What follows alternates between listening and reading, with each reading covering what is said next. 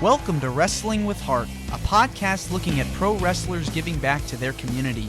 Join me, Stanley Carr, as I interview wrestling's hottest names who use their platforms as entertainers to raise awareness and do community service. Hello and welcome to another edition of Wrestling with Heart. This is the show where we talk with professional wrestlers and professional wrestling personalities about their lives in and outside of the ring, as well as doing acts of charity work, community service, volunteering, and just spreading positivity. We're all about the positive vibes here on the show.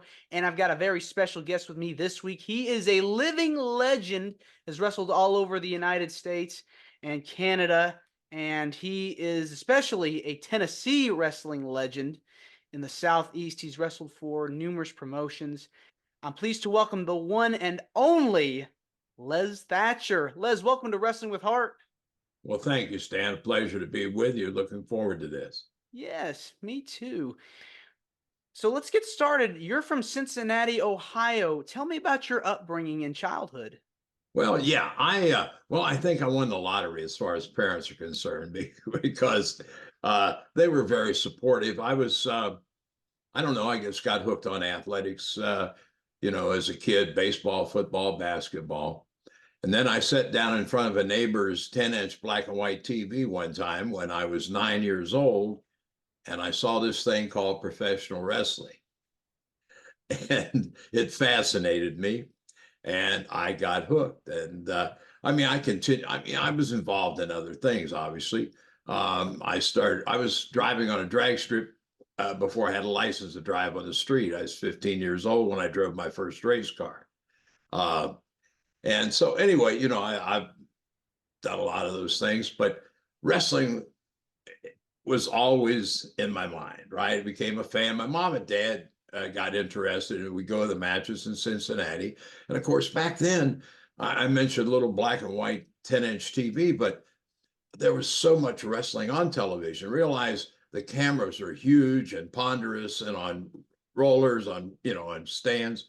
So, the less they had to move, the more they could pick up. So roller derby, wrestling, boxing, things like that, where the cameras didn't have to be so mobile and move all over the place, became fascinating. So in the course of a week, not only can I see wrestling from Cincinnati and Dayton, you can see it from Los Angeles, from Texas, from Chicago, and from New York. So I had wrestling all over the place, so I became a big fan. There was no wrestling in high school for me. The Cincinnati public high schools didn't have wrestling at that point in time. And so, and the YMCAs were pretty wide spaced in the city. So I had a chance to, never got really terribly involved, but the one YMCA where a friend of mine would go and we'd grapple with each other trying to, pick up on this or that. And there was one where there was a coach, but it wasn't a consistent thing. So anyway, the frustration was, as I got older, this is something I wanted to try, but I didn't know where to, you couldn't knock on the door then and just say, hey, I want to be a wrestler. It was a closed shop. And so I wasn't sure, what to do. So at 18, I drove to Reynoldsburg, Ohio, which is just outside of Columbus. And that was the offices of Al Half's wrestling promotion, which covered 5 states and practically had every major wrestler that you saw on anybody's television, in his territory at one time or another. And so a gentleman talked to me there. His name was Frankie Taliber. He was a booker, which at the time, of course, I didn't know what a booker was. And he was very nice, said, I need to put on some size and I need to get experience. And I thought, yes, sir, where do I get that experience, right? So, I'm not sure, I'm still looking around trying to figure it out. And of course, wrestling magazines were a big thing back then. I opened a wrestling review in late summer, early fall of 1959. And here's a column about Tony Santos, a wrestling promoter in Boston, who is training aspiring young athletes wanting to pursue a wrestling career. Actually, it was the first pro wrestling school in the world, as far as I know. So I sent them a letter there was no internet, no cell phones at the time. Sent him a letter, and I got back a trifold brochure, which I still own today, by the way, telling me about the place and all this. And you could get trained for 6 months for the absorbent fund of $300. Yes. So $300. yes, $300. So anyway, in February 1960, I got on a Greyhound bus in Cincinnati and went to Boston and checked in at Santos School and signed up. They told me where to find a rooming house. So I got settled in a $10 a week rooming house in Back Bay, Boston, and started my training. And long story short, ended up in a rooming house just across the street from the gym. And in that house, it was Ronnie Dupree, Alex Medina, Don Cooney, Black Magic, and plus some other trainees, myself, Johnny Mann, a kid from Cleveland, Ohio, named Jimmy Thomas.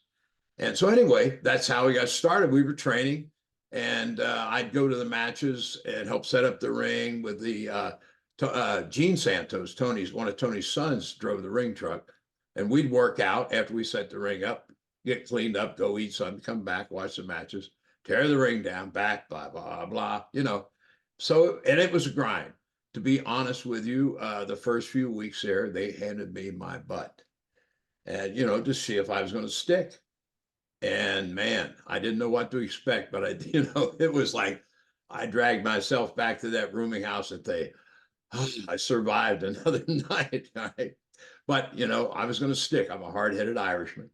So anyway, it proceeded. We got a chance to work out with some of the wrestlers that were in the territory at the time. Like I say, I lived in a rooming house with 4 or 5.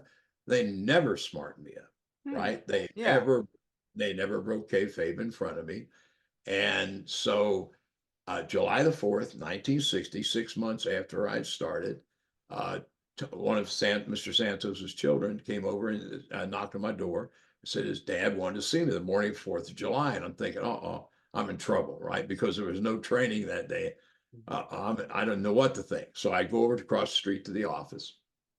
And he said, you do have gear now, right? You've got boots and you've got trunks. And so, yes, I do. Go home and pack it. Today is your day. So I nervous like crazy. Go home, get my stuff, come back. And so he sits me down and he said, one of the ways that you guys train with holes where you didn't apply pressure, and what I'm talking about, Stan, is the way they taught us to work without telling us it was a work, right? They would say, you want to give away anything. It was right, like a magic trick. Not until they were sure you're going to stick, because they didn't want you going out and telling the world. I mean, it was a sacred thing back then. I mean, guys your age probably wouldn't understand that completely, but it was do or die type of thing. Anyway, so I come back over to the office and I sit down in Mr. Santos' office, and he tells me that he said, "You remember how you guys train?" So, and they just tell us, "Hey, nobody's getting paid here. It's not about win or lose. Once you guys go through holes and switches, but don't apply the pressure." So they were teaching us to work. So he said, "You remember how you train like that?" I said, "Yes, sir." "Well, that's the way you're going to do it today." But they still aren't telling me that's the way you're going to do it the rest of your life, right? It was today. This is the way you're going to do it. Because I guess if you laid an egg today, you wouldn't be worried about doing it ever again. Right. It's a process because you're learning this stuff, and something that you learn today may not necessarily be the same thing you learn the next day. So a lot of the young guys today, when they smarten you up, I said, morning of July the 4th, not until, So anyway, we were in Blue Hills, Maine. It was a 4th of July celebration at the Blue Hills Fairgrounds. And I rode up with 3 other wrestlers, Cowboy Ronnie Hill, who was to be my first opponent, Joe Sasso, who had played football at Boston College, and he was a local wrestler, and Bull Montana, an old veteran who I bought tickets to watch. So anyway, the way that day started is they're educating me even more in the car between Boston and Blue Hills. And so the first match on the card is Ronnie Hill and I. We get through it, and then Sasso and Bull work a single, and we come back in the tag. With Joe and I against Ronnie Hill and Bull Montana. And that's the way it started. And then, of course, I got critiqued between Blue Hills, Maine, and back to Boston in the car. Yeah, I mean, it seems like the New England territory was exciting because you got to work in different towns and different places and meet different people. Yeah, well, with territories, as you grew a reputation where you could get work in other territories, it was like going to a different school because the style might be a little different.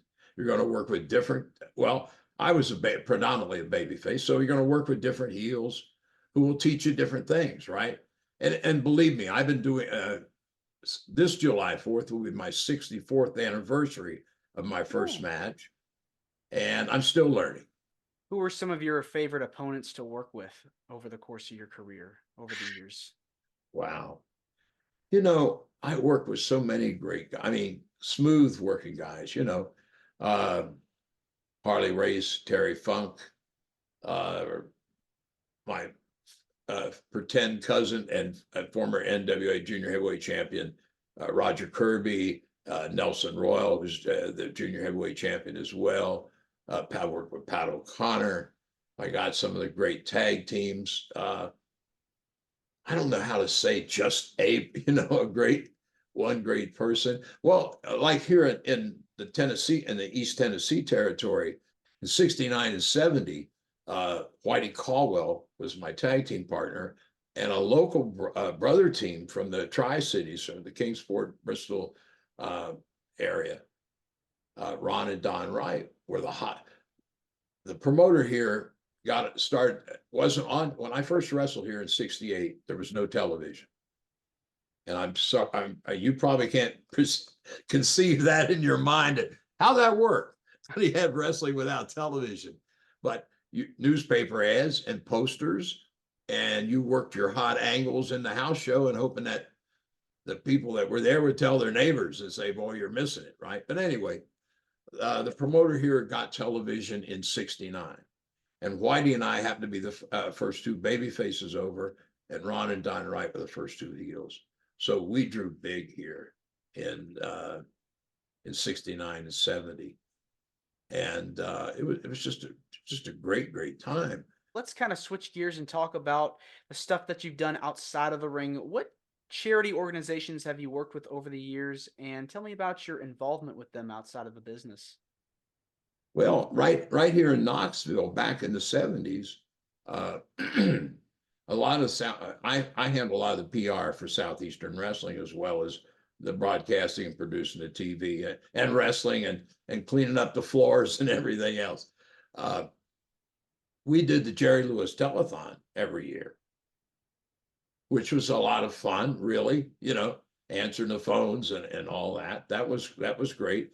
But here in Knoxville, we did every summer during the 70s when Southeastern was in power here. We did at least 3 or 4 charity softball games, wrestlers versus whoever, whenever. One year we did a charity basketball game with ex-Tennessee Vol players from basketball and football, and the current mayor of Knoxville and a former mayor, and played a charity basketball game for the Knoxville Association for the Blind. And as far as internal charity, I ran 4 Brian Pillman Memorial Shows in 1998, 99, 2000, 2001.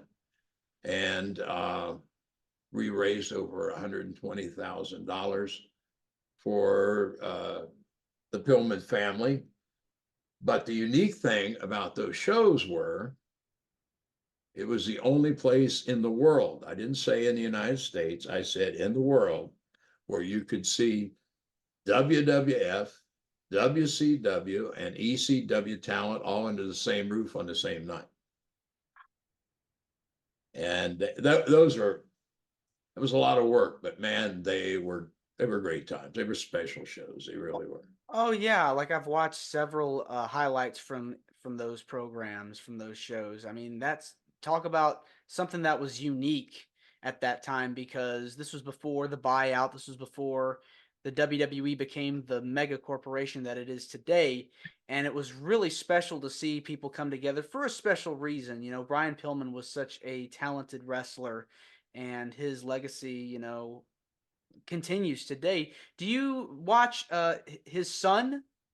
You know what? I haven't seen Junior in his new name or in his new role as of yet. Yeah, well, we put together a 20th anniversary anthology of those four Pillman shows, which are available at joe-dombrowski.com and prowrestlinglibrary.com.